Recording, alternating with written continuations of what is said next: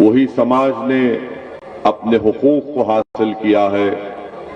जब तक आप मुत्तहिद नहीं होंगे, अपनी सियासी लीडरशिप को नहीं बनाएंगे, हम अपने मसाइल को हल नहीं कर पाएंगे।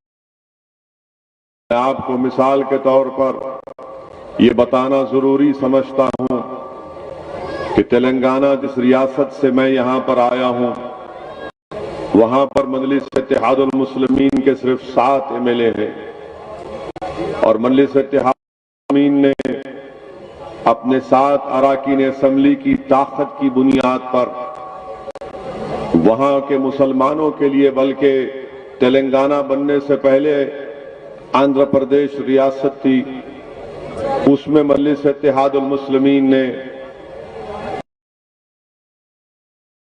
के लिए सिर्फ 7 अराकीन असेंबली।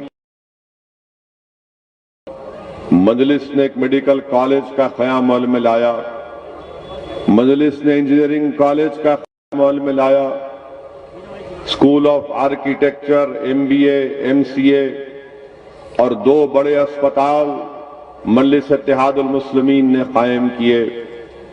आप अंदाजा लगाइए कि उन अस्पतालों में सबसे कम पैसों में डिलीवरी होती है और सबसे कम पैसों में डायलिसिस भी का इलाज किया जाता है। जब कोविड की सेकेंड वेव आई तो सबसे कम पैसों में अगर हैदराबाद में कहीं पर किसी कोविड पेशेंट का इलाज हो रहा था, अस्पतालों में किया जा रहा था। मेरे अजीज दोस्तों और बुजुर्गों, डेक्कन मेडिकल कॉलेज पूरे जुनूबी हिंदुस्तान में एक मुनफरिद मुकाम रखता है।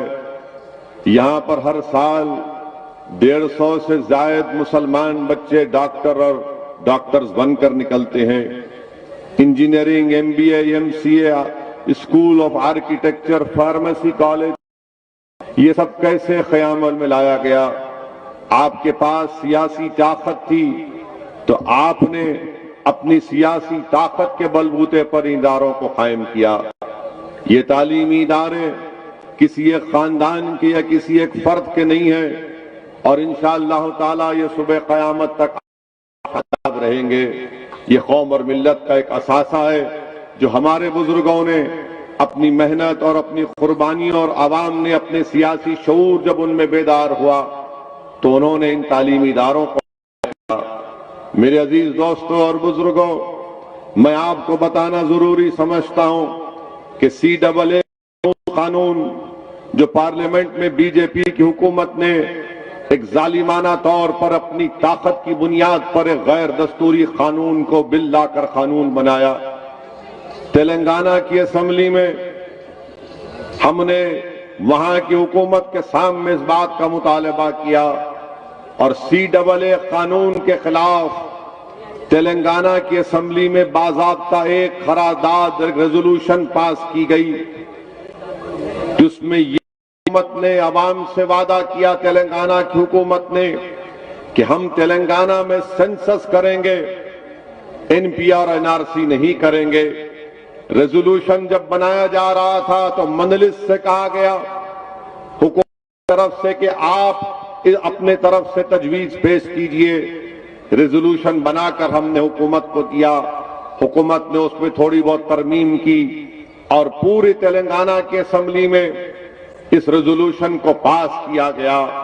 कोई कह सकता है कि मजलिस के 7 MLA थे तो मजलिस ने तेलंगाना की असेंबली में CAA कानून के खिलाफ रेजोल्यूशन को पास किया, मगर मेरे अजीज दोस्तों और बुजुर्गों, हैदराबाद की बल्दियां में मजलिस के 44 अराकीन म्युनिसिपल कॉरपोरेशन था जिसने CAA कानून के खिलाफ एक रेजोल्यूशन पास किया, तो वो हैदराबाद कॉरपोरेशन में मजलिस इत्तेहादुल मुस्लिमीन के सिर्फ 44 अराकीन बल्दिया थे। हमने CAA जैसे काले कानून के खिलाफ एक रेजोल्यूशन को पास किया। मेरे अजीज दोस्तों और बुजुर्गों, याद रखिए, अगर आपके पास सियासी ताकत होगी तभी आपके मसाइल हल होंगे। मैं ये नहीं कह रहा हूं कि तेलंगाना में मुसलमानों के पूरे मसाइल हल हो चुके हैं। मैं इतना आपके सामने खड़े होकर इस बात का जिम्मेदारी के साथ दावा कर सकता हूं कि हुकूमत अगर कोई मंसूबा बनाती है मुसलमानों के खिलाफ तो उसको 2-10 बार सोचना पड़ता है, क्योंकि वह जानते हैं कि मजलिस इत्तेहादुल मुस्लिमीन इसके खिलाफ सदा एहतजाज बुलंद करेगी। मेरे अजीज दोस्तों और बुजुर्गों, मेरी इज्जतदार माँ और बहनों, मैं उत्तर प्रदेश को इसलिए नहीं आया हूं कि मैं अपनी मकबूलियत में इजाफा करूं। मैं उत्तर प्रदेश को इसलिए नहीं आया हूं कि खुदा ना खास्ता मेरी अनानियत में और इजाफा हो। मेरे आने का मकसद सिर्फ यही है, और इंशाअल्लाह ताला जब तक अल्लाह सुब्हानहू ताला मुझे जिंदा रखेगा, मैं बार बार उत्तर प्रदेश को और भारत के कोने कोने में जाऊंगा, क्योंकि मेरा मानना यह है कि भारत की जमहूरियत, भारत का आईन जिसको बाबा साहिब अम्बेडकर ने बनाया, मुसलमानों को, दलितों को, आदिवासियों को इस बात की इजाजत देता है कि वो अपनी सियासी क़ियादत को बनाएं।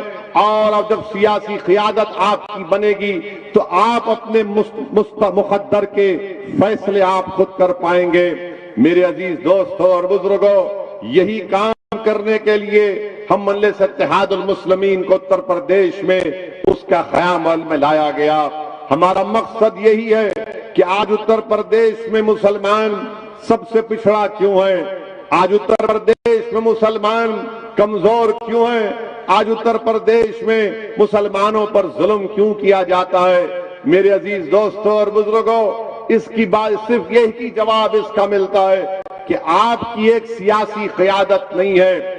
आपने यकीनन अपने वोट से मुसलमानों को एमएलए बनाया, एमपी बनाया, विधानसभा भिजाया, पार्लियामेंट को, लोकसभा को भिजाया, मगर आपसे मैं ये दरख्वास्त करने आया हूं कि आप अपनी एक सियासी क़ियादत को बनाइए, अपनी लीडरशिप को बनाइए, ऐसी लीडरशिप को बनाइए जैसा चरण सिंह ने जाटों के लिए लीडरशिप को बनाई थी, ऐसी लीडरशिप को बनाइए जो मुलायम सिंह यादव ने यादवों के लिए बनाई, ऐसी लीडरशिप बनाइए जो बहन जी मायावती ने जाटवों के लिए बनाया, ऐसी लीडरशिप बनाइए कि बीजेपी ने आलाजाद के ब्राह्मण हो या बनिया हो उनके लिए एक सियासी प्लेटफॉर्म बना दिया, ऐसी लीडरशिप बनाइए कि अनुप्रिया पटेल है मगर कुर्मी उनको अपना लीडर मानते हैं। मेरे अजीज दोस्तों और बुजुर्गों, जब ये लोग ये काम करते हैं तो कोई इनसे नहीं कहता कि तुम्हारी वजह से फिरका परस्ती बढ़ रही है, तुम्हारी वजह से तनाव फैल रहा है, मगर मैं आपसे कहने आया हूं कि जब ये तमाम लोग अपनी अपनी सियासी लीडरशिप को बना सकते हैं और अपने समाज को फायदा पहुंचा सकते हैं, तो क्या मायूब बात है कि उत्तर प्रदेश का 19% मुसलमान भी एक करवट ले और इस बात का तय कर ले कि इंशाअल्लाह ताला अब की बार हम अपनी सियासी क़ियादत को बनाएंगे और अपने वोटों से अपने नुमाइंदों को कामयाब करेंगे। जब हर समाज अपने नुमाइंदे को कामयाब करके लखनऊ में विधानसभा को भी जा सकती है, तो क्या उत्तर प्रदेश का मुसलमान अपने वोटों से अपने कैंडिडेट को कामयाब क्यों नहीं कर सकता? ये हो सकता है, ये जरूर होगा इंशाअल्लाह ताला। अगर मेरी जिंदगी में नहीं हुआ तो जरूर मेरी जिंदगी के बाद होगा। मगर मेरे अजीज दोस्तों और बुजुर्गों, आपने 75 साल इंतजार किया, आपने 75 साल में कई ऐसे असेंबली और पार्लियामेंट के इलेक्शन में आपने अपने वोट का इस्तेमाल किया। कभी आपको सब्ज बाग दिखाया गया, कभी आपसे झूठे वादे किए गए, कभी आपसे वादा किया गया था कि तुम्हारी मस्जिदों की हिफाजत की जाएगी, कभी आपसे वादा किया गया कि नौजवानों को बचाया जाएगा, कभी आपसे वादा किया गया कि तुम्हारी मां और बहनों की इज्जतों की हम हिफाजत करेंगे। हर इस पैमाने पर आप खुद फैसला कर लो कि जिसको आपने वोट दिया, जिसको आपने अपना मसीहा माना, जिसको आपने अपना नेता बनाया, मुख्यमंत्री बनाया, सांसद बनाया, वो कहां तक इन वादों पर उतरा। कभी अपने महल्लों में झांक कर देख लो कि क्या तुम्हारे घरों के अतराफ में, क्या आपके घर के अतराफ में अपने बच्चियों को पढ़ाने के लिए कोई स्कूल का माकूल इंतजाम है? कभी अपनी आंखों से देखो कि क्या तुम्हारे जिस महल्लों में तुम रहते हो वहां पर साफ पीने का पानी तुमको मुहैया किया जाता है? मेरे अजीज दोस्तों और बुजुर्गों, मैं जिम्मेदारी के साथ कह रहा हूं, कि इन मसाइल पर कोई बात नहीं करता। हाँ, जब मजलिस आकर उत्तर प्रदेश में इस बात का मुतालबा करती है कि मुसलमानों की लीडरशिप को बनाएंगे, तो तमाम पार्टीज मुत्तहिद हो जाती है, चाहे बीजेपी हो, समाजवादी हो, बीएसपी हो, कांग्रेस हो, और फिर हमारे ही सफों में ऐसे डरपोक लोग जो छुप कर बैठे हैं, जो अपना ईमान का सौदा कर चुके, जो बेजमीर हो चुके हैं, वो कहते हैं कि नहीं, ओवैसी जो बात कर रहा है वो टेंशन की बात कर रहा है। अरे मैं तुमसे पूछना चाह रहा हूं, मैं जमहूरियत को मजबूत करने की बात कर रहा हूं, मैं अपने वोट की कीमत और अहमियत को उसूल करने की बात कर रहा हूं, मैं ईमान को बेचने की नहीं, मैं ईमान की हिफाजत की बात कर रहा हूं, मैं मुस्तकबिल को रोशन करना चाहता हूं। ये मजलिस इत्तेहादुल मुस्लिमीन का पैगाम और नस्बुल ऐन रहा है। मेरे अजीज दोस्तों और बुजुर्गों, इस सियासी पैगाम को आपको समझना है। मजलिस के मुखालिफीन चाहे वो संघ परिवार के हों, अब ये संघ परिवार में भी एक आरएसएस ने मुस्लिम राष्ट्रीय मंच बनाया। मुस्लिम राष्ट्रीय मंच बनाकर उत्तर प्रदेश के मुसलमानों के पास जाकर उनसे कहते हैं कि आप क्यों लड़ना चाहते हो बीजेपी से, क्यों खामखा उनसे लड़ना चाहते हैं, आइए बैठकर बात कर लेंगे और इनको वोट डालिए। मैं उन लोगों से पूछना चाहता हूं आरएसएस से कि बताओ, तुम्हारा जो ओथ है, जो आरएसएस के लोग जो कसम खाते हैं, वो क्या है बताओ? क्या वो संविधान के मुताबिक है? मैं जानता हूं तुम्हारा ओथ क्या है, तुम बताओ उसको। तुम इस मुल्क को एक हिंदू राष्ट्र बनाना चाहते हो, तुम इस मुल्क को एक मजहब का मुल्क बनाना चाहते हो, और आज आरएसएस के लोग जाकर इस तरह की बातें अवाम के दरमियान में करती हैं। बताओ आरएसएस वालों, क्या ये बात सच नहीं है कि गोलवालकर ने नहीं कहा था कि हमारा जो तिरंगा है वो 3 रंग का है, वो शुभ है? क्या नहीं कहा था अपनी ऑर्गेनाइजर मैगजीन में? क्या आरएसएस ने नहीं कहा था कि अंबेडकर के बनावे संविधान को हम नहीं मानते, मनुस्मृति को मानते हैं? ये डॉक्यूमेंटेशन है। क्या गोलवालकर की किताब वी द पीपल डिफाइंड में नहीं लिखा गया कि मुसलमानों पर, ईसाइयों पर, कम्युनिस्टों पर भरोसा नहीं किया जा सकता? आज हिंदुत्व की बात कर रहे, हिंदुत्व का डेफिनेशन कहां से आया बताओ? 1980 तक कोई एक आरएसएस का लीडर का एक बयान बता दो जहां पे लफ्ज हिंदुत्व इस्तेमाल हुआ। श्यामा प्रसाद मुखर्जी से दीनदयाल उपाध्याय से लेकर 1980 के जमाने में सावरकर की हिंदुत्व की लिखी हुई किताब को लेकर हिंदुत्व की बात रखी गई। हिंदुत्व के माने क्या है जो सावरकर ने लिखे? सावरकर ने अपनी किताब में लिखा कि हिंदुत्व के माने ही है कि वो शख्स, और मुसलमानों के बारे में सावरकर ने क्या कहा कि मुसलमान भारत को मदरलैंड और होली लैंड नहीं मानते, इसीलिए ये इनका मुल्क नहीं है। ये हिंदुत्व के माने सावरकर ने अपनी किताब में लिखे। और ये लोग बात करते हैं कि सुप्रीम कोर्ट के चीफ जस्टिस जेएस वर्मा ने ये बात कही। जस्टिस जेएस वर्मा ने सावरकर की किताब का हवाला नहीं दिया, मैं दे रहा हूं, मैं दे रहा हूं। पूछो, इस पर इनकार कर सकते क्या तुम? मेरे अजीज दोस्तों और बुजुर्गों, ये बात हम सामने रखते हैं तो हम पर तनकीद शुरू हो जाती है, हम पर इल्जामात की बौछार शुरू हो जाती है। मैं हिंदुस्तान के, भारत के नेशनलिज्म को मानता हूं। वो भारत के नेशनलिज्म में तमाम लोग शामिल हैं, जिसको अंग्रेजी का वर्ड है वो इंक्लूसिव है, इंक्लूसिव है। ये नेशनलिज्म होना चाहिए। बल्कि मुझे याद आ रहा है कि मोहम्मद अली जौहर रहमतुल्लाह अलैह से जब पूछा गया, बरतानिया में अंग्रेजी में पूछा गया कि मोहम्मद अली जौहर तुम नेशनलिस्ट हो क्या, तो मोहम्मद अली जौहर ने कहा था कि मैं नेशनलिस्ट नहीं हूं, मैं सुपर नेशनलिस्ट हूं। हम मुसलमान सुपर नेशनलिस्ट हैं, मगर हम इंडियन नेशनलिज्म को मानते हैं। क्या कहा था नरेंद्र मोदी ने? हिंदू नेशनलिज्म की बात इंटरव्यू में नरेंद्र मोदी ने कही थी 2014 में। आपने नेशनलिज्म को भी तोड़ दिया। मेरे अजीज दोस्तों और बुजुर्गों, हद तो ये हो गई कि एक मोहतरमा को हमारा हाईएस्ट सिविलियन अवार्ड दिया गया। वो मोहतरमा टीवी के इंटरव्यू में कहती हैं कि देश को आजादी 2014 में मिली, 2014 में मिली। नहीं, थालियां मारने के लिए नहीं, सोचने बता रहा हूं। देखो आप, अगर वो बात मुसलमान कहता तो अब तक उस पर यूएपीए लग जाता।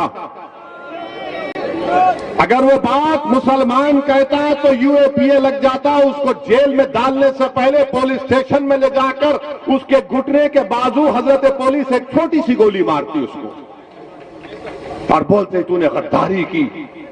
मगर वो रानी है, आप महाराजा हैं, कोई कुछ नहीं करता। वो क्वीन है और आप कोई किंग है, आप कुछ नहीं करते। क्यों नहीं करते? अगर हमारे मुंह से अगर गलती से भी निकल जाता, किसी ने इंडिया पाकिस्तान के मैच में कुछ लिख दिया गलती से, तो बाबा ने कहा गद्दारी का इल्जाम लगा के जेल में भिजा दिया जाएगा। बोलो बाबा। मैं उत्तर प्रदेश के मुख्यमंत्री से पूछ रहा हूं, मैं देश के प्रधानमंत्री नरेंद्र मोदी से पूछ रहा हूं, क्या देश 47 में आजाद हुआ या 2014 में आजाद हुआ? बताओ।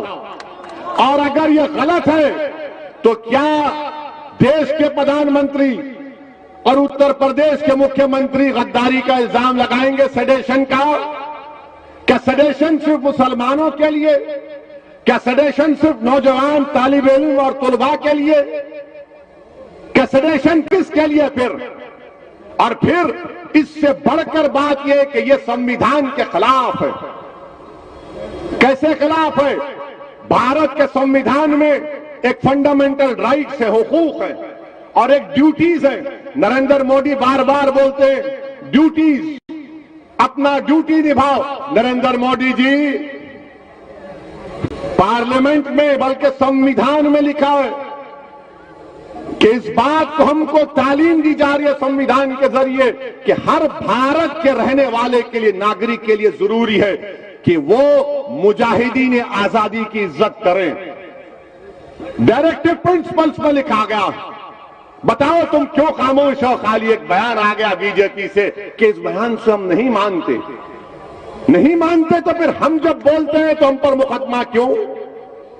हमको भी कहो कि तुम्हारी बात को नहीं मानते, मगर तुम जो चाहे मन गढ़ंत बातें अनाप शनाप बकते रहोगे। अगर हम इज़हारे ख्याल करेंगे, हमारी राय तुमसे मुख्तलिफ होगी, तुमको पसंद नहीं आएगी तो जेल मेरा मुकद्दर या गोली मेरा मुकद्दर बना दिया जाता है। ये कौन सा इंसाफ है? कल हम सुन रहे थे मीडिया के दोस्त बात किए कि देश के वजीर दाखिला अमित शाह ने अपने आजमगढ़ की तकरीर में जैम का जिक्र किया। हमसे पूछा गया जैम, हमने कहा हम तो टोस्ट पर जैम लगा के खा लेते। तो कौन से जैम की बात कर रहे हैं? हर बात में आजम खान। अरे क्या अमित शाह साहब बगैर मुसलमान का नाम लिए रात में नींद नहीं आती क्या आपको? आपके पेट में इतना दर्द क्यों होता मुसलमान के नाम से? आप तो भारत के होम मिनिस्टर हैं ना, कि जैम में लगा दिया, आजम को ला मुख्तार को ला लिया। जिना के बारे में हमको क्या बोलना, हमको ताल्लुक ही नहीं। मगर हमारे से ज्यादा ये लोग बोलते जिना, हम नहीं बोलते। मुसलमान जिना नहीं बोलता कभी, मगर ये लोग बोलते, जिसमें सब शामिल है। आप बताइए कि देश के होम मिनिस्टर हैं और नाम ले रहे हैं किसका? हैदराबाद को भी आए थे, हैदराबाद को भी आकर बहुत हमारे बारे में तस्करा किया। हर जगह हैदराबाद जब कभी आते अमित शाह या तेलंगाना आते बोले ओवैसी ये, ओवैसी ये। हमने कहा हाँ, पूरे भारत के अगर कोई लैला है तो उसका नाम असदुद्दीन ओवैसी है, सब मेरे मजनू हैं। इनको सुकून नहीं मिलता ना, इनको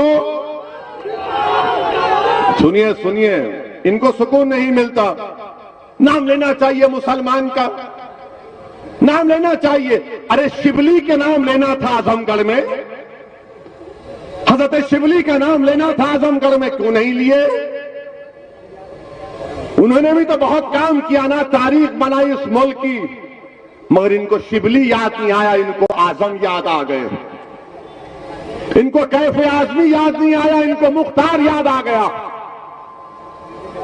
अच्छा ये बताइए होम मिनिस्टर साहब, आपने ये बताया कि ये मुसलमान क्रिमिनल है जो हम नहीं मानते आजम को क्रिमिनल। कोर्ट ने अभी कोई फैसला नहीं दिया, कोर्ट जब फैसला देगा देगा, मगर हमको ये बता दीजिए कि आपका होम मिनिस्टर, आप ही के मिनिस्ट्री में मिश्रा साहब मिनिस्टर हैं, उनका बेटा क्या जेल में फूल बेचने के लिए गया? जेल में उनका बेटा किस लिए जेल में है बता अमित शाह?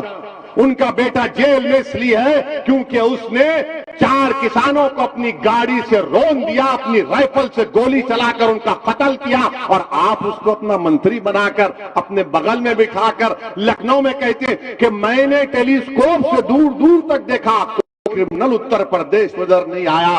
तो किसी ने, कहने वाले ने कहा अमित शाह बाजू खड़ा है, तुम सामने देख रहे हो बाजू खड़ा है।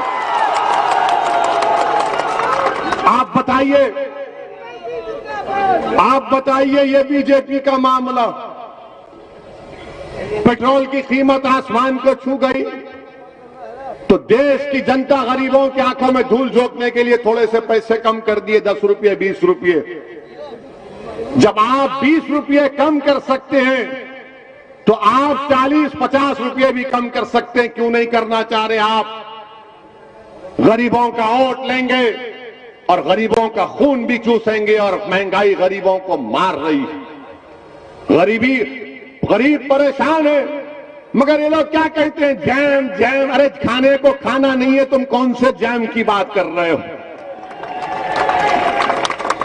मेरे अजीज दोस्तों और बुजुर्गों, ये बीजेपी का, और फिर हर तरफ से आप देख रहे हैं कि यहां पर अलीगढ़ मशहूर है, ब्रास के स्टैचूज बनते हैं, ताले बनते हैं, मगर क्या यह बात सच नहीं है कि नोटबंदी ने, जीएसटी ने, लॉकडाउन ने तमाम कारोबार को बर्बाद करके रख दिया? नोटबंदी ने, जीएसटी ने लॉकडाउन में बर्बाद कर दिया। वेल्डिंग का काम होता था, वेल्डिंग के काम के लिए उस सिलेंडर में ऑक्सीजन की जरूरत पड़ती। 1000 लोग, 1000 यूनिट बंद हो चुके हैं, मगर बीजेपी के लोग बात करेंगे तो जे की बात करेंगे, या जैम की बात करेंगे, या फुलां की बात करेंगे। मेरे अजीज दोस्तों और बुजुर्गों, और फिर अमित शाह कहते होम मिनिस्टर हैं, देश के होम मिनिस्टर हैं, वो कह रहे हैं कि जितने लोग क्रिमिनल हैं वो कहते हैं गोली मत मारो, मारे। अमित शाह साहब आप बताइए, गाजियाबाद में, मैं 2 दिन पुरानी बात कर रहा हूं, गाजियाबाद में 7 लड़कों को, उनका नाम भी सुना देता हूं मीडिया के लिए, क्योंकि वो अमित शाह के जैम को सुनकर आए।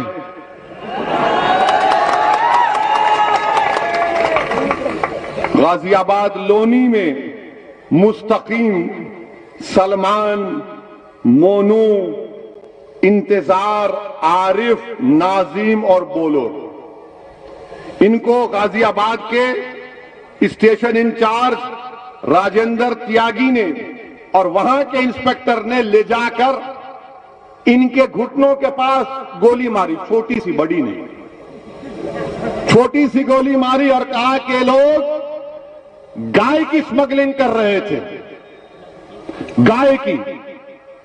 उसके बाद मीडिया के लोगों ने, मैं सलाम करता हूं उस मीडिया के जिम्मेदार को, उसने जाकर जहां पर कहा कि ये वेयर हाउस है, यहां पर ये जानवर को लाते थे, गाय को लाकर उसको काटते थे, स्मगलिंग करते थे। उसने जाकर पूछा बाजू वालों से कि क्या यहां पर जानवर आता था? तो उसने कहा नहीं, ये तो स्क्रैप बेचने का जगह है। जब सबने कह दिया कि कुछ नहीं आता था, ये तो स्क्रैप बेचने की जगह है, माने जहां पे इनकाउंटर हुआ वहां पर बाजू, तो फौरन योगी आदित्यनाथ की सरकार ने क्या किया, राजेंद्र त्यागी का ट्रांसफर कर दिया, राजेंद्र त्यागी का ट्रांसफर कर दिया, इंस्पेक्टर का ट्रांसफर कर दिया। और अमित शाह बोल रहे हैं कि गोली मारते हैं। ये गोली मार रहे हैं आप, ये गोली मार रहे हैं आप मुसलमानों को, जहां पर कोई गाय की स्मगलिंग नहीं, आपने सिर्फ मार दिए। और मैं उन पुलिस वालों से कह रहा हूं, याद रखो, याद रखो, हमेशा बीजेपी इख्तियार पर नहीं रहेगी, याद रखो, याद रखो मेरी इस बात को। अगर तुम यकीन नहीं कर रहे तो मणिपुर का एक केस सुप्रीम कोर्ट में चल रहा है। मणिपुर की पुलिस ने 70 लोगों का इनकाउंटर किया, आज वो केस चल रहा है बरसों के बाद। और हम नहीं भूलेंगे, हम कभी नहीं भूलेंगे कि किस को याद रखो, कोई नहीं, कोई जुल्म को नहीं भूला जाएगा। समाजवादी लोग के लोग भूल सकते, हम नहीं भूलते, ना हम दोस्तों को भूलते हैं, ना जालिम के जुल्म को भूलते, और इंसाफ के लिए लड़ते रहेंगे, याद रखो। आज तुम एक हुकूमत के दबाव में आकर गोलियां चला रहे हो, याद रखो, एक एक गोली का इंशाअल्लाह अल्लाह भी हिसाब लेगा और कोर्ट भी लेगा। आप बताइए क्या है ये? वेयरहाउस के बाजू दुकानें, कह रहा है कहां की गाय, कहां की स्मगलिंग, तो आपने रातों रात उनको ट्रांसफर कर दिया।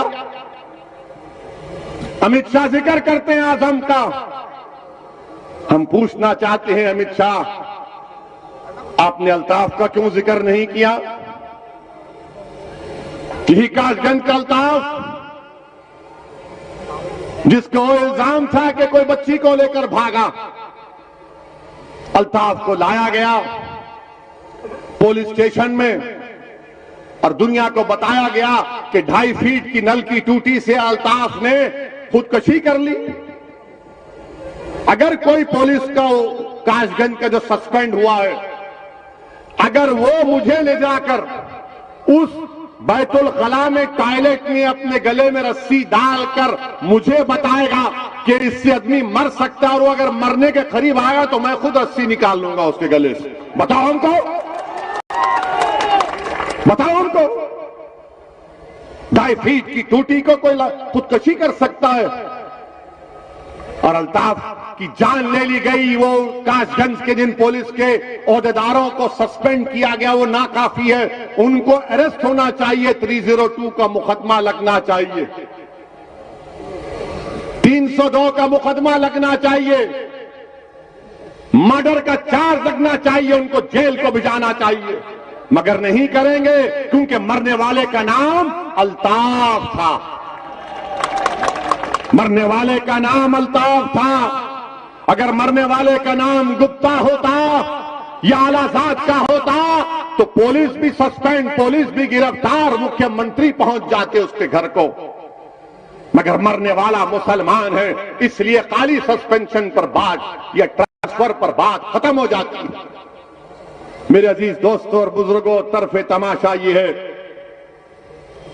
कि 2:30 बजे अल्ताफ की मौत होती है और 4 बजे 1.5 घंटे के बाद कासगंज की बहादुर पुलिस योगी आदित्यनाथ की गवर्नमेंट में 2:30 बजे अल्ताफ की मौत और 4 बजे अल्ताफ के खिलाफ उल्टा FIR किया जाता है। और अल्ताफ की मौत कौन की? FIR में क्या लिखते हैं कि नामालूम पुलिस वालों ने, नामालूम पुलिस वालों ने अल्ताफ को मार दिया। अच्छा, ये क्या आसमान से आए थे कि अल्ताफ को खुदकुशी देकर उड़ के चले गए, या नागपुर से आए थे? कहां से आए थे? नामालूम, अंग्रेजी में कहा अनडिस्क्लोज्ड, अननोन पीपल। वाह बाबा, क्या कार चला रहे आप। ये मजाक एक इंसान के एक बाप को अपने बेटे से महरूम कर दिया गया और बाप से खाली पेपर पर अंगूठा ले लिया गया और लिख दिया गया कि इसका बाप तो खुश है हमसे। हाँ, जिस तरह देश की जनता योगी और मोदी से खुश है, सब खुश है। फिर सबको आप अंगूठे पे दबा दो और ले लो। मगर एक बाप ने तो अपने बेटे को खोया है ना। और याद रखो, जो लोग जुल्म करते हैं, अगर मैं भी जुल्म करता हूं तो मुझे अल्लाह कभी नहीं माफ करेगा। अल्लाह सुब्हाना व तआला जालिम के जुल्म को कभी नहीं बर्दाश्त करता। और एक मजलूम की आंख में जब आंसू आते हैं तो अल्लाह की रहमत जोश में आ जाती है। तुमने एक बाप से उसका बेटा छीना, इंशाअल्लाह ताला अल्लाह इंसाफ करेगा। अल्लाह की लाठी में देर है, अल्लाह की लाठी में आवाज है। याद रखो, तुमको मालूम भी नहीं होगा, तुमको मालूम भी नहीं होगा जिन्होंने अल्ताफ को मारा, जो जुल्म कर रहे हैं, चाहे किसी मजहब के हो। डरो अल्लाह से, डरो कुदरत के निजाम से। जुल्म करने वालों, फिरौन भी जुल्म किया, नमरूद भी जुल्म किया, यजीद भी किया, मगर इनका जुल्म खत्म हो गया। दुनिया में नाम हक का था, हक का रहेगा। दुनिया ने मजलूमों को इंसाफ दिला और इंसाफ मिलेगा इंशाअल्लाह ताला। मेरे अजीज दोस्तों और बुजुर्गों, और फिर आप ये भी देखते हैं कि लोग बार बार मुझसे कहते हैं कि सेकुलरिज्म की बात, लोग बार बार कहते हैं कि असदुद्दीन ओवैसी तुम सेकुलरिज्म को कमजोर करना चाहते हो। मेरा उनसे एक सवाल है, जरा ये बता दो कि जब 3 अक्टूबर को आमिर खान ठेला बंडी पर अपने कपड़े बेच रहा था तो 2 लोग आकर उसको मारते हैं कि कहा ये नारा लगाओ जेएसआर का। उसने नहीं लगाया तो उसको मारा और पीटा गया। फिर एक लड़का है नियाजी, फरमान नियाजी, बरेली का अलीगढ़ से जा रहा है ट्रेन में। ये देख लिए उसको ये लोग जो मुसलमानों से नफरत करते हैं, बल्कि मुसलमानों से नहीं बल्कि भारत से नफरत करते हैं। वो भारत के संविधान से नफरत करते हैं।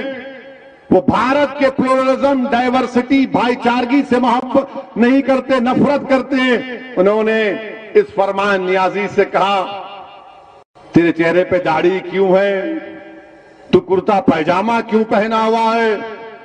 और जब उस बच्चे ने कुछ नहीं कहा तो उसके कपड़े फाड़ दिए। पूरी ट्रेन में, कंपार्टमेंट में हो रहा है ये, किसी अलीगढ़ के किसी गली कूचे में अंधेरे में नहीं हो रहा है, ट्रेन में हो रहा है। इसको मारा और पीटा गया, इसकी ऐनक को तोड़ दी गई और ट्रेन में सब बैठने वाले बैठकर तमाशा देख रहे हैं। किसी में इतनी हिम्मत नहीं हुई कि क्या कर रहा है तो बच्चे को छोड़ दे। ये नफरत है, ये नफरत है ना। अगर हम किसी को देखते हैं कि अगर गली के कुत्ते को कोई मारता है तो कहे मत कर ये हरकत। आप ये देखते हैं और आकर मुझे सेकुलरिज्म की तालीम देते हैं। कौन से सेकुलरिज्म की तुम बात करते हो मेरे सामने? कौन से? वो जो हरियाणा का बच्चा आज से 4 साल पहले हाफिज कुरान, जिसने कुरान को तरावी मुकम्मल करके ईद की तैयारी के लिए नए कपड़े लेकर दिल्ली को जा रहा था तो ट्रेन के कंपार्टमेंट में उसको चाकू से मारा गया, उसके भाई को। वो सेकुलरिज्म जो ट्रेन के कंपार्टमेंट से निकलता, प्लेटफॉर्म पर कोई उठा नहीं सकता, उसका भाई जख्मी हालत में अपने भाई को 20 सीढ़ियां उठाकर लेकर जाता है, दम तोड़ देता है, वो सेकुलरिज्म। इसके बाद भी अगर मैं इसलिए कह रहा हूं, आपको कह रहा हूं, मैं मुखातिब भारत के मुसलमानों से हूं, मैं मुखातिब कोई सेकुलर पार्टी या बीजेपी आरएसएस से नहीं हूं, मैं मुखातिब आपसे हूं। अगर मेरी एक बात गलत है तो आप मुझे पकड़ लीजिए। इसीलिए मैंने कहा कि भारत के संविधान में जो सेकुलरिज्म है मैं उसको मानता हूं। मैं सियासी सेकुलरिज्म को अपनी जूती की नोक पर भी नहीं रखता हूं। भारत का सेकुलरिज्म संविधान का अलग है। जो हमारे मुजाहिदीन आजादी ने ख्वाब देखा था, जो वो खुद उस पर अमल करते थे, मगर ये सियासी पॉलिटिकल सेकुलरिज्म धोखे के लिए इस्तेमाल होता है। बताइए आप मेरे अजीज दोस्तों और बुजुर्गों, ये सेकुलरिज्म है कि उत्तर प्रदेश में कितने लोगों को गोली मारी गई। क्रिमिनल अगर पकड़े गए तो 31% गोली मारी गई, एनकाउंटर हुआ। क्या यह सेकुलरिज्म है कि उत्तर प्रदेश में मुसलमानों का लिटरेसी रेट 58% है? यह सेकुलरिज्म है? और मुस्लिम खवातीन का, महिलाओं का 50% है। यह सेकुलरिज्म है? तुम इस सेकुलरिज्म के नाम पर दोगे वोट? किस बुनियाद पर आप वोट देंगे, बताओ मुझे। यह सेकुलरिज्म है कि हाई स्कूल में खाली मुसलमानों के 3% बच्चे, ग्रेजुएशन में सिर्फ 2% बच्चे, ये सेकुलरिज्म के नाम पर आप वोट देंगे? किस बुनियाद पर आप वोट देंगे? अगर उत्तर प्रदेश और भारत का मुसलमान इन चीजों को गौर नहीं करेगा, या आदाद और शुमार को, डेटा को गौर करके एक सही फैसला लो। आपने तो कसम खा ली है। हम जिस मिलते हैं तो बोलते हैं असद साहब आप बहुत अच्छा बोलते हैं, पार्लियामेंट में दबा कर बोलते हैं, टीवी पर बहुत अच्छा बोलते हैं। हम जब आप टीवी पे आते हैं, हम लोग सब घर के लोग बैठकर देखते हैं। मैंने पूछा क्या मैं कोई गुलकार हूं क्या आप मुझे देखकर मेरे गाना सुनने के लिए बैठते हैं? आप बहुत अच्छी तकरीर करते, तो क्या करूं, गाना गाऊं, हारमोनियम लाऊं नेक्स्ट टाइम? मेरे अजीज दोस्तों और बुजुर्गों, आपको बेदार होना है। जिस दिन आप बेदार हो जाएंगे, आपकी वोट की अहमियत भी नहीं है। मैं कह रहा हूं आपको, उत्तर प्रदेश में मुसलमानों की वोट की कोई अहमियत नहीं है, कीमत नहीं है। अगर तुम्हारे वोट की कीमत और अहमियत होती तो अमित शाह ये जबान इस्तेमाल नहीं करते। अगर तुम्हारे वोट की कीमत होती तो आजम खान जेल में नहीं होते। अगर तुम्हारे वोट की कीमत होती तो तुम्हारे बच्चे स्कूलों में होते। तुम्हारे वोट की कीमत होती तो तुम पर गोलियां नहीं चलाई जाती, तुम पर फूल बरसाए जाते। अगर तुम्हारे वोट की कीमत होती तो तुम्हारे बच्चे ग्रेजुएट होते, हमारी बच्चियां पढ़ती। तुम्हारे वोट की कीमत होती तो तुम्हारे मस्जिदों की हिफाजत होती। तुम्हारे किसी भी वोट की कीमत और अहमियत नहीं रही। अब इसकी अहमियत और कीमत को अगर जिंदा करना है तो सियासी क़यादत को पैदा करो। हां, अगर तुम खुश हो कि मैं अगियार के चौखट पर जाकर सर झुकाऊंगा, अगर तुम मुतमईन हो कि मैं गुलामी का हक अदा करूंगा, अगर तुम खुश हो कि मैं इसी हालत में रहूंगा, मैं इसी तरह पिटता जाऊंगा, मिटता जाऊंगा और नाइंसाफी का सैलाब मुझ पर आता रहेगा, मैं इस तरह की जिंदगी नहीं गुजार सकता। मैं घुटन में अपनी जिंदगी नहीं गुजार सकता। मुझे सांस लेने की आदत है, मुझे खुली जहन चाहिए, खुला एटमॉस्फेयर चाहिए। जमहूरियत में मुझे अपना हक चाहिए, मुझे मेरी आवाज उठाने का हक चाहिए। मैं अपना हक चाहता हूं, पार्लियामेंट हो या उत्तर प्रदेश की विधानसभा हो, मैं चाहता हूं कि मेरी आवाज को सुना जाए, मेरे मसाइल को हल किया जाए। मेरे अजीज दोस्तों, मैं बहुत नारे सुन रहा हूं, पिछले 10-12 साल से नारे सुन रहा हूं। इन नारों को वोट में तब्दील करो, इन नारों को वोट में तब्दील करो। सिर्फ नारे लगाकर आंख में 2 आंसू लाकर पोंछ लिए और उसके बाद सुबह उठते कि हाँ भैया कैसे अच्छे हैं, आ गए। नहीं मेरे भाई, करवट लेना है आपको, एक फैसला लेना है आपको। और अलीगढ़ में आप देख रहे हैं, सीवरेज लाइन का इंतजाम नहीं, पीने के पानी का साफ इंतजाम नहीं, ट्रैफिक जाम लगा रहता है। मगर अमित शाह को वो जाम की फिक्र है, अलीगढ़ के ट्रैफिक जाम की फिक्र नहीं है। अलीगढ़ के ट्रैफिक जाम की फिक्र नहीं है। अब बोले फिगर जाम है अलीगढ़ में, आ रहें दे वो जाम, हम वो जाम करेंगे, हम वो जाम पे बोलेंगे। मेरे अजीज दोस्तों और बुजुर्गों, ये जो अपने मजलिस को गाली देते हैं, मजलिस पर इल्जाम लगाते हैं कि मजलिस वोट डिवाइड करती है। सुना होगा ना आपने कि इलेक्शन लड़ेंगे वोट डिवाइड करते। हम जहां कहीं टीवी चैनल पे जाते, हमको पूछा जाता है, ऐसा पूछते हैं जैसा कि कोई दामाद ससुराल के घर को आता है। जब जाता है ना बेटा घर को अपने ससुराल में, तो ससुर साहब बैठ के पूछते, बेटा खुश, अच्छे हैं? हमसे वही सवाल होता है, आप लड़ेंगे तो वोट डिवाइड हो जाएंगे, हम लड़े तो वोट डिवाइड होंगे। तो क्या हुआ था 2019 में? 75% मुसलमानों ने समाजवादी और बहुजन समाज पार्टी को वोट दिया। आपने दिया नहीं दिया? अलीगढ़ से आपने बीजेपी को वोट दिया? डर रहे क्यों? वोट दिया क्या? आपने समाजवादी को दिया, बीएसपी अलायंस को दिया ना? हाथ उठाइए। अरे पूरे उठाओ यार। फिर कैसे जीता? हम आए थे क्या?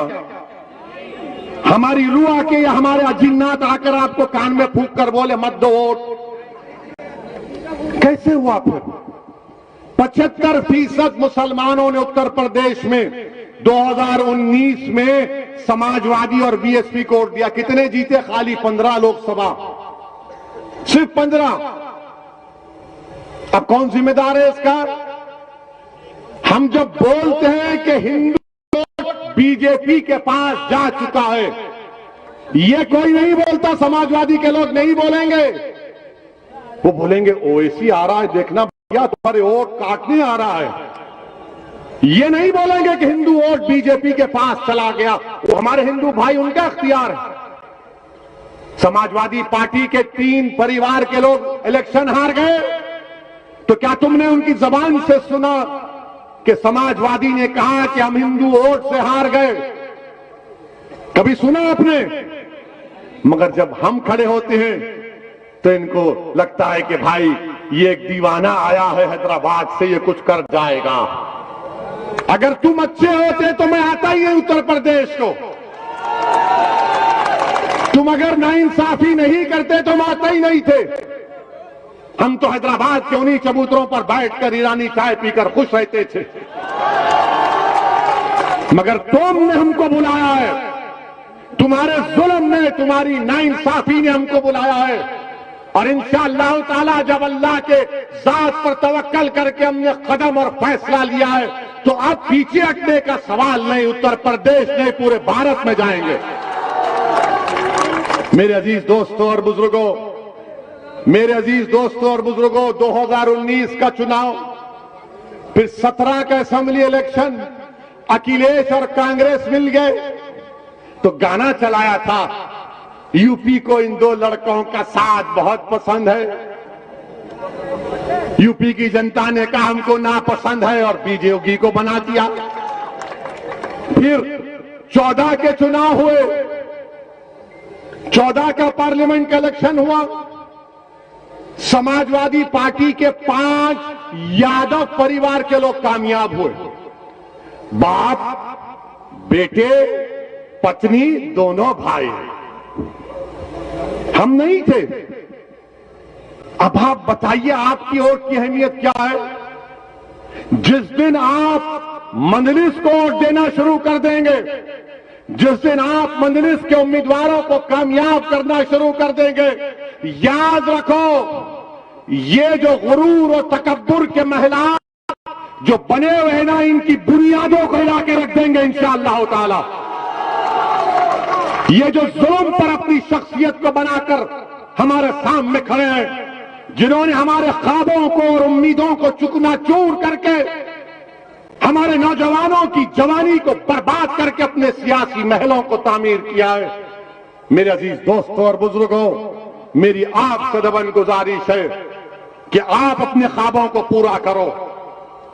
आप अपने ख्वाबों को पूरा करो, उसमें कोई मायूब बात नहीं है। डरने और घबराने की जरूरत नहीं है। समाजवादी पार्टी हो, कांग्रेस हो, कांग्रेस हम तो भूल ही गए। उनके नेता अमेठी से लड़े, वो हार गए। हम गए थे क्या? अच्छा, कहां से जीते वो? जुनूबी हिंद से, उस कॉन्स्टिट्यूंसी से जीते जहां पर 30% मुसलमान हैं, वहां जीत गए। और ये साफ जब मंजलिस की बात आती, नहीं नहीं नहीं, ये नहीं, ये ठीक नहीं है, ये ठीक नहीं है। कांग्रेस पार्टी का ये हाल है। समाजवादी पार्टी का ये हाल है, मगर सब के सब चौधरी बने हुए सेकुलरिज्म के, और सब ये समझते हैं कि मुसलमान कहां जाएगा हमको छोड़कर, मुसलमान कहां जाएगा हमको छोड़कर। मेरे अजीज दोस्तों और बुजुर्गों, मैं आपको ये नहीं कह रहा हूं कि उनको छोड़कर मुझे अपना लो, मैं आपसे कह रहा हूं कि अपने आप को अपना लो, अपने आप को अपना लो, अपने बारे में सोचो। अब याद रखो मेरी इस बात को, ये जो फिरका परस्ती, ये फैशिज्म, ये मुसलमानों से नफरत की जो अंधेरे की रात है, ये रात लंबी रहने वाली है। उत्तर प्रदेश के अजीज लोगों, याद रखो, ये रात लंबी रहने वाली है। अगर तुम ये उम्मीद लगाकर बैठे हो कि इस अंधेरी रात में कोई सेकुलर पार्टी का आदमी चिराग लेकर आएगा, नहीं लेकर आएगा। इस अंधेरी रात में अगर तुम ये गलत सोच रहे हो कि कोई शमा जलाकर मेरे घर को आएगा, नहीं, तुमको इस अंधेरे में अपनी शमा को जलाना पड़ेगा, को तुमको छांटना पड़ेगा। इस अंधेरे में तुमको एक ताकत बन के उभरना पड़ेगा, और वो अंधेरे का तेल तुम्हारा इत्तेहाद होगा, तुम्हारे आंसू होंगे, तुम्हारी ताकत होगी, और होगी इंशाअल्लाह ताला। मेरे अजीज दोस्तों और बुजुर्गों, मैं अपने बुजुर्गों से अपील कर रहा हूं कि आपने अपनी जवानी को इन तमाम नाम निहाद सेकुलर पार्टियों पर कुर्बान कर दिया।